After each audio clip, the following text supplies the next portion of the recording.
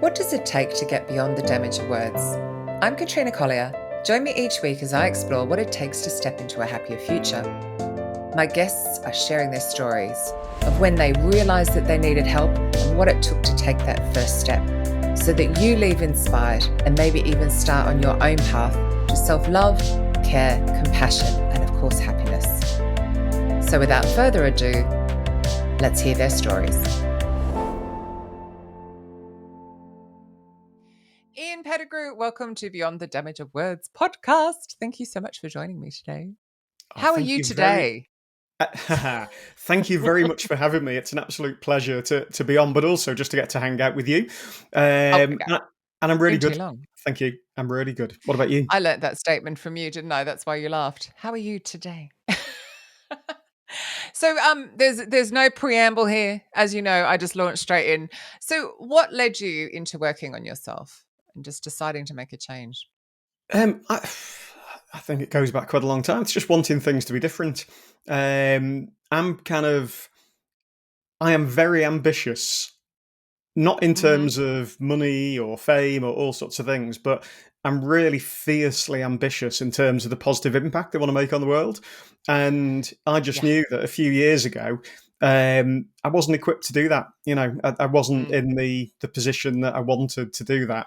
So I'm kind of really intentional about knowing what it is I want and doing what I need to do to get that. And doing the work on myself was very, very much part of that journey. When you say a few years, is that before me meeting you or after? Because I'm thinking, when did we go to Kampala the first time? 2015, 16? Yeah. So, I think for me, it's been an ongoing journey. So I've been knocking around for a while. So I started work in first proper job post uni was 1988. And sort of first few years corporate life, I really struggled with my confidence. Yeah. You know, I was quiet, I was shy, I would overthink a lot of things, I would be very reluctant to sort of stand up and present. And so there's just been, I think, layers and layers of working on that, working on sort of what happened during my corporate career. And then I left in 2009 to set up on my own. And then there's a whole levels and layers of sort of things I've been working on since then. So when you say when was that, So what was it? I'd say the last 35 years. So pre us meeting. Because, I mean, corporate world can be quite soul destroying, can't it? Particularly if you are shy and you're not, and they just seem to make it worse. What was it about that experience that, one led you to leave? That would be quite interesting because you left and started on your own. Yeah, well, there was nothing really wrong that led me to leave. It just wasn't enough. So I was change director in a pharmaceutical company, leading large scale organizational change. Really enjoyed a lot of my work. There was a lot to like, but I wanted more of a portfolio career. I don't, this is going to sound really arrogant, but I just don't like working for somebody else. I'd rather be in control of my own destiny. I'm probably absolutely unemployable now. You know, I can't even. I'm unemployable. Yeah, I can't imagine the thought of actually having a job. No. So it was more. I love being unemployable. Unemployable is only. Oh, absolutely. I love it. We could start a club. So it wasn't sort of. There was nothing wrong. It was just that I wasn't able to do what I wanted and do everything that I wanted. And I'd been to Charles Handy, the old sort of management professor. I'd heard him speak in person at Birmingham, and he talked about portfolio careers, about having a mix of things you do that give you different things, and you can turn the dial up and down over time. And I just remember sitting, and listening, thinking, yeah, that's what I want. And so, leaving corporate was part of that. It's so different to when we started out. So, you basically started in the corporate world right as I was leaving school, and then I mucked around in uni and then got a job. Thank you. But it's that, well, it was similar age group, similar enough that it was like a job for life still. You know, I still have my parents telling me that, and you're just like, being able to say, I don't know where my next bit of income is or what my next client will be or what I'll be doing would shock them so much. But it's like, that's how it is, and it's great fun. But it means you get to do work that really lifts you up too, doesn't it? It changes the, And you know that I'm just in the process of reducing my working hours a little bit to one have more time to chill out overall, but also to free up time for the academic research and the book. Yeah. And I just love the fact that I don't have to consult with anybody. It's not a major Mm, thing. It's just a constant evolution of turning the dials up and down of the mix of mm, things that I do in that yeah. portfolio. So I attach a lot of value to that freedom and the autonomy Hmm. that I've got to be able to do that. Kind of it Yeah. is. I do feel like I've got the best job in the world. But I also felt like you were probably burning out. You were doing a lot, weren't you? I mean, you were working a lot of days. So actually to see that update where you've clearly gone, I can't do this. I need to slow down was actually brilliant to see. Thank you. And it's like you. I thoroughly enjoy what I do. You know, I Mm, really, I do feel. It's going to sound a bit hippie for me. I do feel a strong sense of calling to the work, yeah. and I thoroughly enjoy it. And I do, I will always be teetering on working too hard, Hmm. and straying into that. So, and the other thing is that I've had a few, managed to break my ankle in all three places, break every bone in it, trimalleolar fracture. There's a few things I've had, and it's like after that, really prioritize my fitness. And one of the things that I prioritize is Mm, fitness, sleep, yeah. nutrition. Sleep. Not the whole thing. And Mm, I can't. And I've also still committed to this mm. ridiculous endurance cycling challenge that I'm still training towards. And it's not just about putting the work in on training; it's about putting the work in on recovery. And Yeah. so, yeah, it's just been about I felt like the turning the universe dial was down a bit. going, felt like the universe was going, well, you're not listening, Ian. We're just going to really slow you down here. Because you were doing a lot, weren't you, at that point as well? So let's go back to when did you? I mean, have you actively worked on yourself? Obviously, I know that you're a coach now, so that you had to have worked on yourself. But did you seek a professional? Did you start reading? What did you do that started you changing because you didn't like where you were at? I think I'm making sense at this point. Yeah, well, I'll answer what I'll answer what I think you asked. Yeah, I'm So not sure what I asked. I, I'd say it's sort of probably.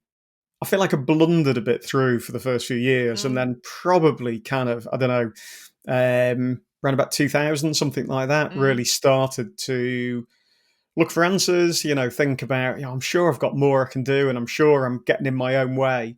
uh-huh. Started reading voraciously, consuming things. Mm, Worked with some coaches. Had some coaching as well, mm, and then trained as a coach while I was mhm, at AstraZeneca, and started to use that as part of my job. And then I've always found that my coaching training mm. has always been really valuable because the way you teach coaching is you have people practice on each other. So there's Yeah. always been a massive formational element. So in the early days of my Mhm, coach training, then again when I trained with Gallup as yeah. a certified strengths coach, and then the Mhm, advanced coaching, and then I've been doing my masters in applied positive psychology and coaching psychology. mhm. And again, for all of that training, there's a massive formational element. So, yeah, so it's been So reading you're my being own practiced research, on. and then the practicing on each other as well has been Yeah. always much more. I've always got much more out of that than I ever expected I would. And I always am sort of constantly surprised by that. Was And there then was there one particular one that you're happy to share where you went, "Oh my gosh," like it was just a particular session where like a light bulb went off? You mentioned getting out of your own way. Was it something can you remember one? Just yeah, so I think there's a few things. I think one is strengths based work. And, mhm, because often we all get caught up in this deficit discourse, we focus on what's mhm. wrong rather than what's right. Yeah. And there's a famous research paper, Baumeister, that says bad is stronger than good. We often focus Mhm. on the bad and ignore the Yeah. good. And one of the beliefs is that, that's because, you go back thousands of years, bad Mm. was life threatening. You had to Yes. pay attention to the bad, otherwise you wouldn't survive, and you could get away without a focus on the good. So we True. can end up in that deficit discourse. And when I first started to do work on strengths, and the Mm. entire focus is on what's right with you and Yeah. you are enough and be more you. And Mm. that was when looking at my own strengths and working on them, and the more I've worked with other people, it's kind of like, Mm. yeah, do you know what? I've got everything I need. And some of the things that I regarded as So there's a weaknesses were shift in energy, isn't there? When absolutely. you when And you it's suddenly go, "I've got what I need." Like you go from, "Oh, I should have all these." "Oh, hang on, I've got these. These are amazing." well, Yeah. and that's a real, and that's one of my kind of greatest privileges in the work that I get Mm. to do, which Mm. is that it is amazing to really be able to hold a mirror up to somebody, help them Mm. focus on what's right with them, Yeah. and then help them to just have that realization that they Mm. are enough. It's an amazing, Yeah. powerful place I I to wrote, be. um I wrote in because you have a chapter in my memoir. I think you know that, but I don't know that I've shared it all with you. But I wrote about, because it was interesting actually. The strengths that I have are totally because of my childhood as Right, well, yeah, and it's like the benefit of my childhood is that I have these incredible strengths over here. And then even I can't remember what my weakest one was. My not so strong, but even that was a clear direct result as well. It was like just so easy to be able to see that. absolutely. But Yeah, you then can see where they playing came to from. my strengths. Yeah. Yeah, but also just, like, that understanding, isn't it? "Oh, I don't wanna do something, it's because it's over there in that one and not in my strengths," and then so discard that, do this. Yeah, Absolutely. So it's that so quite that fun. was a real moment for me, and I can start, and I Mm, still that influences me every single day. And then the other yeah, thing was when I've done work and training around cognitive behavioral coaching, which is mhm. to dive into the power of the stories that we tell ourselves. Mm, And I remember unearthing some things about where I get in my own way, and about yeah, situations where I might in the past have felt intimidated by certain people. And so to be able to do the work on that is really powerful. And yeah. it's ongoing. It's kind of, Mm. I It's amazing with the sorry, I'm can I just interrupting you. finish No. that point? There's a real sorry. There's a real that was a thought. There's a real duality, because in one way Mm, I am really happy with who I am. yep. I'm really content. I really like who I Mhm. am. I'm really Yeah. proud of what I've achieved, and I'm really kind of, Mm, yeah, I'm proud of the work that I do, and so I'm really yeah. content.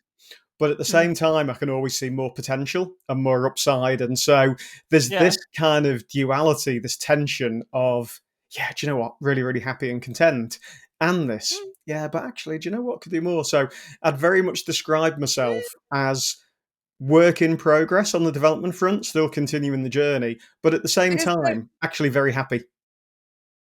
yeah, which is I'm continuing to do more and I'm very happy. But does that come because it's almost like the way I wonder if this is a story you're telling yourself that it almost sounds like you're coming from lack, like, oh, I need more. But that's not, you're wanting to contribute, you're wanting to serve, and you're wanting to help other people more from your place of happiness. So I see it quite, I mean, I feel the same, but I also think it's that it's such a funny thing because I just I guess it's the network of friends that I have. You see all these awful things about, oh, you should be retiring soon, and we're all like, I'm sorry, what? Like what? I've got friends in the mid 60s. Like what? I don't Yeah. want to retire. I've still got so much to give, and I think it's that we get to do that through our work. So we're very lucky that we get to play it forward. Now I've forgotten what my question was going to be. Never Can, mind. can I Gone can I a say fortunate doesn't instead of matter. lucky? Yes. Because you and I have both worked really hard for what we've got. So Yes. I tend not to use the word lucky in that context. This is true. I have had a bit of luck, but yes, a lot of it's been a lot of work as well, hasn't it? Like that. Oh man, I wish I could remember what I was going to ask, but never mind. Serve me right for interrupting.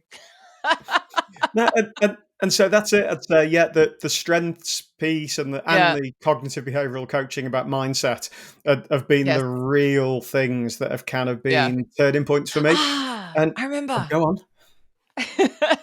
So did you find though, I wrote an entire chapter about the energy we hold around money, which is often money stories, which is what you're talking about. Did you find some of the aha moments when you were doing that, when you was kind of the stories would go back to, oh, Uncle Joe said this to me when I was a kid and I've taken that on as gospel, or did you have those kind of aha moments where you could thread the story back? Yeah, to a but teacher said this or someone did this, or just some, but I think it's more generic. Like we didn't have much society money at says? all when I was growing up, Right. and so one of my fears is always of being skint. It's like I hate to be back in that position Mhm. ever again. So yeah, there's some generic things like that. So yeah, so Mhm. my entire money motivator is not to be skint. It is Yes. not to be in that position that Yeah. we were when I was a small child. Yeah. And that was so yeah, we call them money blocks. So it's a really interesting. So there's I work with Polly Alexander and Denise Duffield Thomas, and I've just written about my experience and it's stuff like that. But oh yeah, the most bizarre, but it was also the stuff that comes down to you, down the gene pool as well, that can really impact your relationship with money. So, I didn't grow up poor, but there was still that influence of what came down to me from what was said to me. It was just interesting with all the stories. In fact, Yeah. Facebook still occasionally asks me whether went to the same ladies' college as you. Kimball Ladies Yeah, College. it's still occasionally prompted me to say, "Do you want to write a review or add this to your profile?" So it's somehow got you and I confused on occasions. But to Very, very strange. I mean, to the fact that I actually went to a ladies' college probably shocks most people, but yes. I but don't know that they'll call it that now. I imagine it's PLC or something. But you yes, can look it up. So, who um, knows? but for me, the kind of that work thing, Mm, I'm so glad that I've done the work because the mhm. upside is just massive, and it's Yeah. like, and that's why I'm a huge fan of continuing to focus on my own personal Mm, development, perpetual student, because mm. there's just so much capacity for growth, and there's so much Yeah. more that I want to do, So, whilst not burning out at the same time. yeah. And I think that, yeah, have you ever done the 5 love languages? I bet you're acts of service. Yeah. Don't Because know. you're always wanting to give to the community. So I'd put money on it. It's quite interesting. Um, I'm really losing my thought on this one. This is shocking. What is with me? You go and say something, I'm like, there's something to say on that, and it's gone out of my head, and I go off on somewhere else. This is because I know you too well, isn't it? I know, but it is that motivation for Oh, me I is know. always is always the future. Yeah. That's inevitably where I tend to be looking. So, Mm. and What do you think? So, why is it? Because I don't get enough men on this podcast, and I find a lot of men sort of do that stiff upper lip, suck it up, all that kind of when I had Jeff Way on very early, we were talking about that. What What do you think it is about you that allows you to be vulnerable? That you kind of go, actually, no, I do want to change who I am, so I am going to do some work. Like casting your mind back to when you went well, and it's yeah, changed something. I think there's two things. One is I don't think the acknowledgement in men of I want to do the work and I want to do something different Mm. is that uncommon. I think that's really common. I Is think it? but I think what can happen is Mm. there's this sort of filter about do not show vulnerability, Right. Okay. and I so for me, what changed? I spend so much of my time working with other people, both one on one and in groups, Mm. and often in groups, I'm asking people to be vulnerable. Mm-hmm. In which case, as a facilitator, I have to role model vulnerability.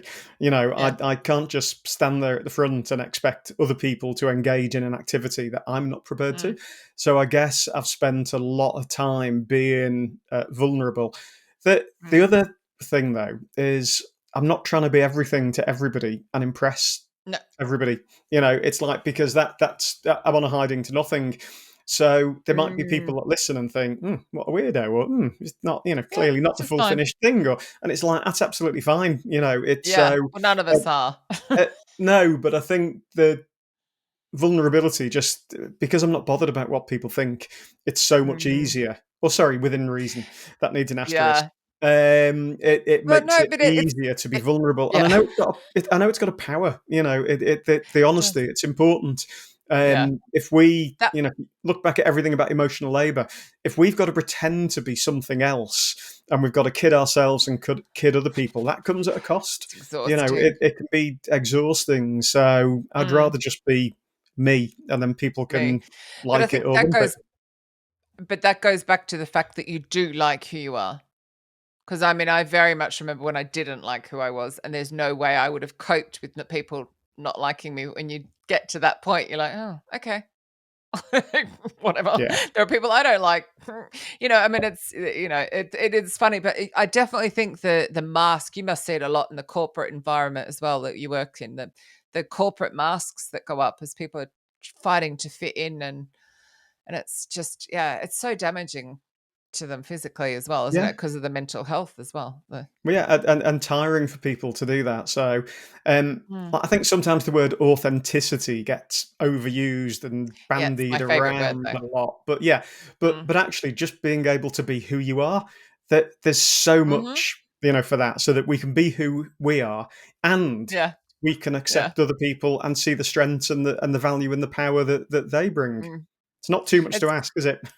No, but it is funny because I mean, it's been such a long journey for me because of obviously how my start was interesting. And I did actually realize that I've got goofier in the last like year specifically, and I'm just not caring who's hearing it. And it's just like, if somebody doesn't like me being goofy, then bye. And I mean friends, like just to friends. I'm just being much more who I genuinely am. And it's just quite liberating. It's like, well, we're getting there. Like you said, work in progress. No, absolutely, and I'm learning more all the time. Like my academic research is focused on hope, and Ah, I interesting. am just Why hope? again, pardon? Why hope? What made you choose hope? I mean, I know the answer, but for the Um, podcast. Because I've absolutely fallen in love with the subject of hope. So we kind of we bandy the word around a lot, like Mhm. I hope I hope this happens. I hope you're okay. I hope this. Mm. So it's kind of in common usage. It's a sort of a wishful thinking, or even a Yeah. naive optimism. But hope in psychology is a really specific thing. It's about a belief in a better future. It's about Yeah. believing that the future is going to be better than the present, either Mhm. personally or around us. And it's about being able to see the path and knowing that you can do Mm. what you need to do to make it so. And Oh, lots of fantastic. lots of people have not got nearly enough hope for the future. And one of the sorry, long answer to why hope.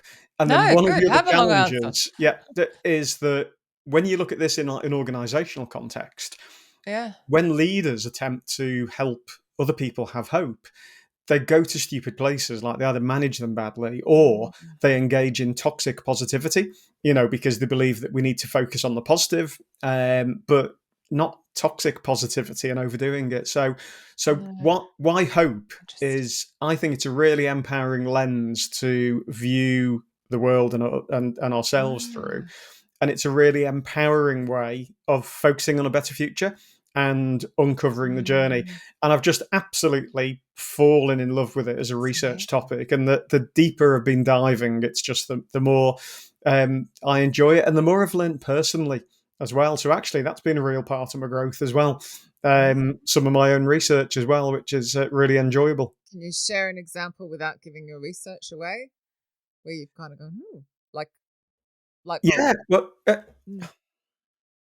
I could probably share about. Without giving your research away. No, no, no. Well, I'm going to be giving my research away because Not yet. the whole purpose of doing it. So I'm applying this to. Mm. So I've committed to indoor cycle the height of Everest in a day Mm, to yes. raise money for Hope for Oh, Justice in a day? in I a didn't know you day. were gonna do it in a day. Yeah. Right, okay, So you are really I are crazy. committed Mhm. to this when I broke my ankle 3 years Yeah. ago, and I'm still training. The challenge itself will Mm. probably take me, I reckon, 17 or 18 hours on the bike in the day. So it's Mm. the equivalent of running like 4 back-to-back marathons in Yep. a day. Yeah. And Mhm. you've met me in person plenty of times. I am not in that Mhm. kind of shape, and I've probably never been in that kind of Yet. shape. So yet, Yet. so this is a long-term training thing. So I am Yeah. applying my own hope research to my Everesting journey. Oh, amazing. And so the elements of it are about really having a crystal clear focus on what you want, Mhm. Mhm. having a real idea of what you can do to make it a reality, but Mm. also not just focusing on the positive, also having a real openness to what's going to go wrong, what's going to Mhm. trip me up, What are Yeah. the problems that are either going to come at me externally? Like last year, it was traveling too much and not being at home Yeah. and near the bike. Mm. And also, what are the problems that are going to trip me up internally? So, again, to be vulnerable, I'll reveal one of mine. If I was traveling for a couple of weeks and I did Mm. absolutely rubbish on exercise and I'd eaten in Mhm. hotels and eaten junk for 2 weeks, I'm kind Mm. of almost like, oh, well, I should give up. I can't do this. And I know that Yeah. that's one of the areas where I can trip myself up, and Yeah. so it's So about much of that is also that what's in the food that you're then eating as well. Because when you're at home, you absolutely, can eat healthier food and yeah. absolutely.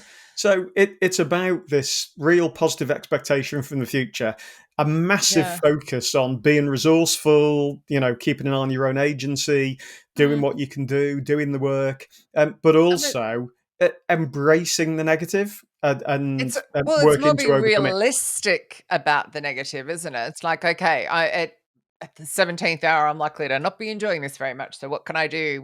And putting strategies in place Well, rather it than, yeah, I see what you mean. Like, I take it with the toxic positivity, you're just ignoring the negatives. Is Uh, that uh, well, the destructive side of it? when you see cultures with toxic positivity, and Mm.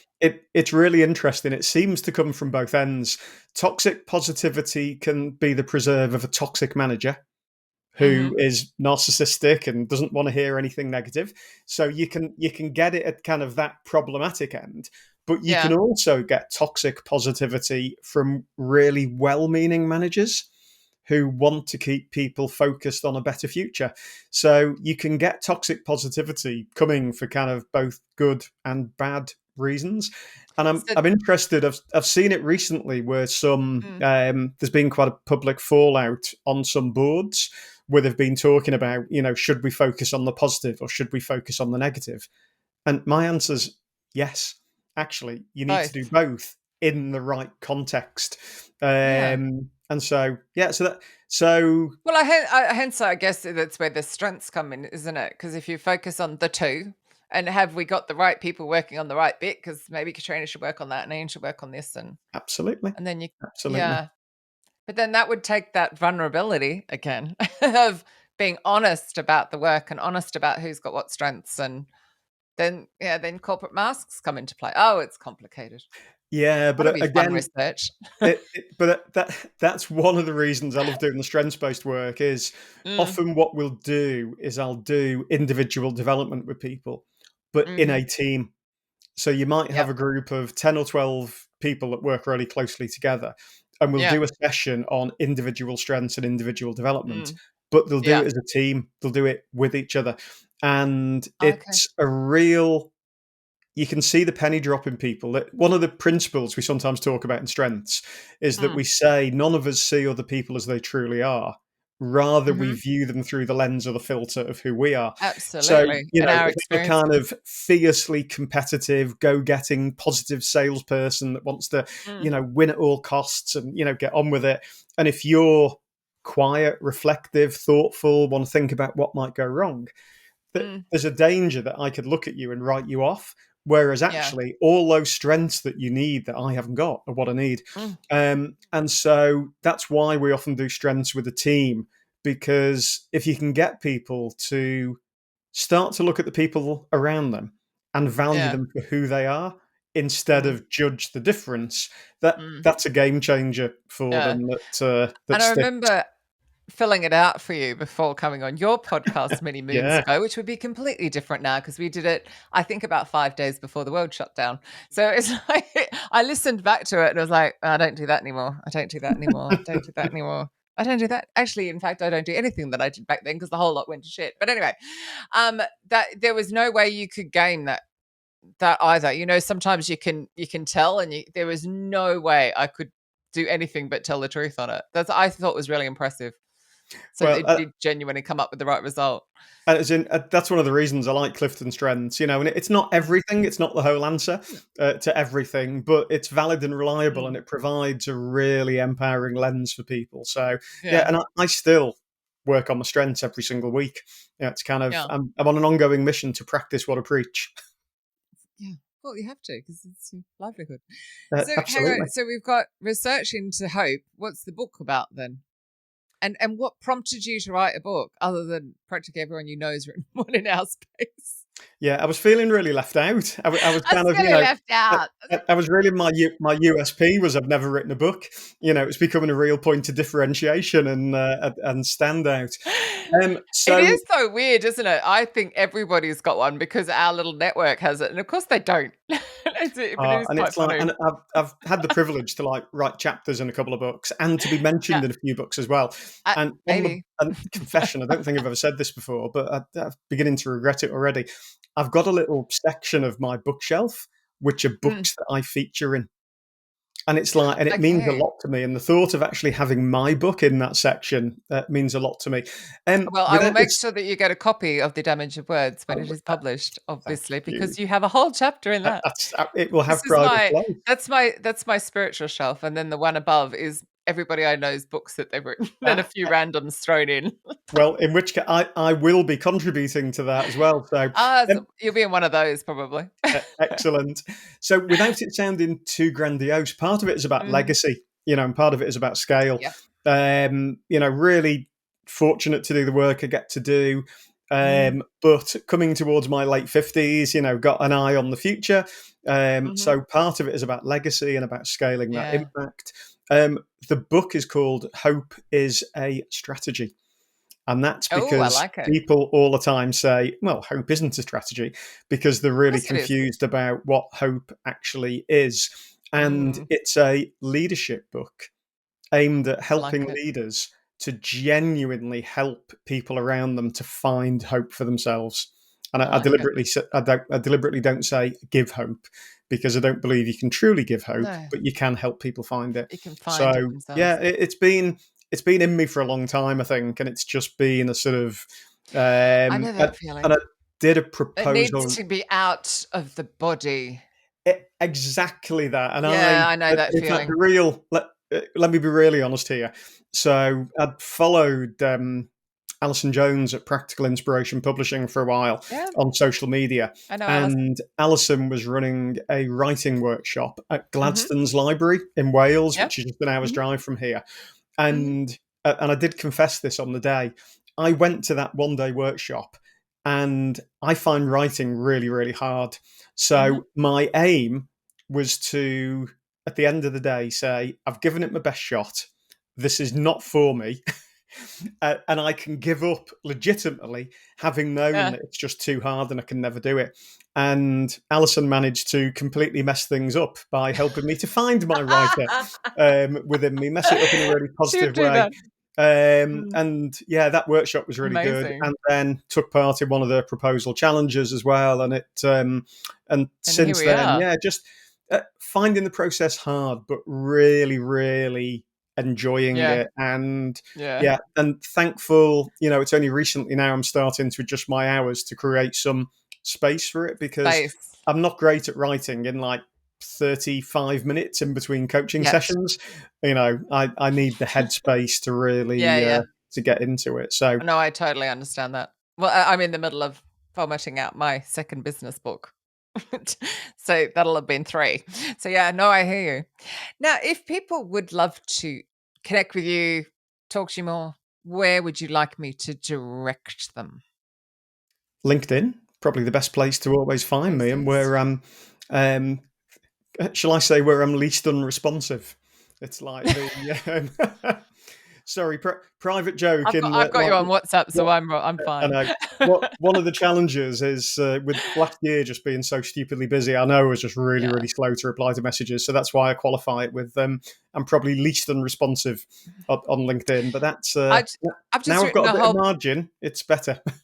I've just written a whole paragraph about how we have these mobile phones within reach and we don't reply to people.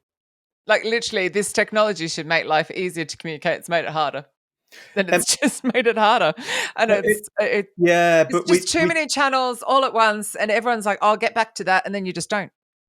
it, it's interesting. That's again been a little project for me and based Mm. on a book I know somebody else is writing, which I won't When we mention now disconnect, I'm because I gonna haven't got hear. their consent to mention it. But I've been deliberately turning off loads of notifications, Yeah, setting up mine are all profiles off. at different times, and then I'm just using a new app yeah, you said I've always got an app for everything, You're which the app man. gives me a unified inbox. So I've got one inbox that has got LinkedIn, WhatsApp, Instagram, Clever. all of my messages in one inbox, and I've got it set to show me unread messages only. So instead of having like 6 or 7 different messes, I've got one place I can go, and it's like, right, there's the list. That's Because sensible. daft as it sounds, I like email, because I like an inbox that Yeah. I know I will deal with stuff, and just work Yeah, I'm through. like that. And then it's easier to keep track of it all, Yeah, that sort of thing. absolutely. There we go. So Well, yeah, long thank answer you. to LinkedIn. No, it's fine. It's a good answer, actually. And I'm now want to know what the app is. Anyway, we'll talk about that in a minute. Thank you, Ian. I really appreciate you coming and chatting. Oh, you one of my